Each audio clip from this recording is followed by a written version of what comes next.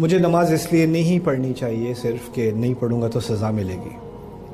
اصل میں قرآن نے نماز کے مقاصد، اصل مقصد کیا ہے کہ میرا رب مجھے یاد رہے، اقم الصلاۃ لذکری، اپنے رب کو یاد رکھنا۔ اور پھر کہا ہے ان الصلاۃ تنہی عن الفحشاء والمنکر، کہ نماز بے حیائیوں سے اور گناہوں سے روکنے والی چیز ہے۔ میں نے نماز کی طرف آنا ہے اپنی حفاظت کے لیے۔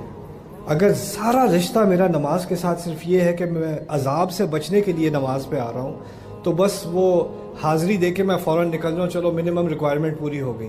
میں نماز کے لیے کی طرف اپنی صحت کے لیے نہیں آ رہا، اپنی بہتری کے لیے نہیں آ رہا، اپنے دل کو زیادہ مضبوط کرنے کے لیے نہیں آ رہا، بس عذاب سے بچنے کے لیے آ رہا ہوں۔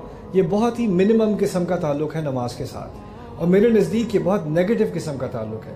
یہ تو اس طرح کہنا ہے کہ میں اپنی امی کو جا کے سلام اس لیے کہتا ہوں کہ نہیں کہوں گا تو وہ تھپڑ ماریں گی۔ ماں کو جا کے سلام اس لیے کہا جاتا ہے کہ اس سے مجھے اس سے محبت ہے۔ میرا دل نہیں مانتا کہ میں جا کر سلام نہ کروں، اٹھ کر گلے نہ لگاؤں۔ تو جس چیز سے محبت ہو جائے نا تو وہ انسان، انگلش میں وہ کہتے ہیں a labor of love۔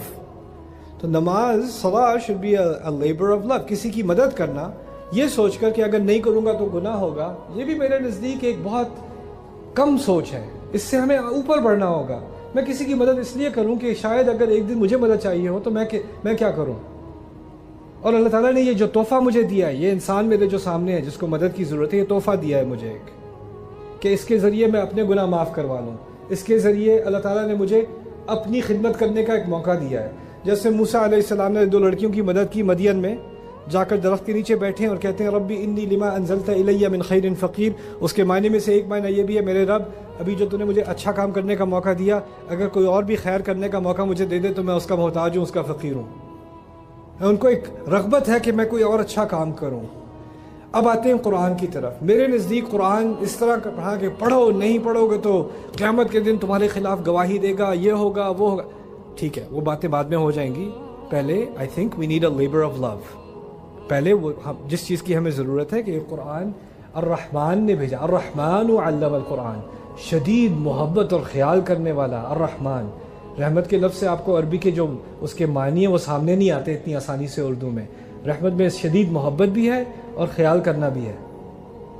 جس ہستی کو مجھ سے اتنی شدید محبت کہ کسی اور کو مجھ سے اتنی محبت نہیں جتنی اس کو ہے، اور جتنا وہ میرا خیال کرتا ہے کسی اور کو میرا اتنا لحاظ نہیں، اتنا خیال نہیں جتنا اس کو ہے۔ اس نے اپنی محبت کی بنیاد پر فیصلہ کیا کہ وہ مجھے قرآن سکھائے۔ الرحمن علم القرآن۔ اور قرآن میں کیوں پڑھوں؟ اس لیے نہیں پڑھوں کہ نہیں پڑھو گے تو گناہ ہوگا یا گلٹ کی بنیاد پر، کیونکہ ہوا کیا ہے کہ ہمارے کلچر میں سارا کا سارا اسلام گلٹ کی بنیاد پر کھڑا ہے۔ نماز نہیں پڑھو گے تو یہ گناہ ملے گا، یہ نہیں کرو گے تو یہ ہوگا، یہ نہیں کرو گے تو یہ ہوگا، شرم کرو شرم کرو شرم کرو شرم کرو، guilt guilt guilt guilt guilt. اور جتنا آپ گلٹ کرو گے اتنی محبت کم ہوتی چلی جائے گی۔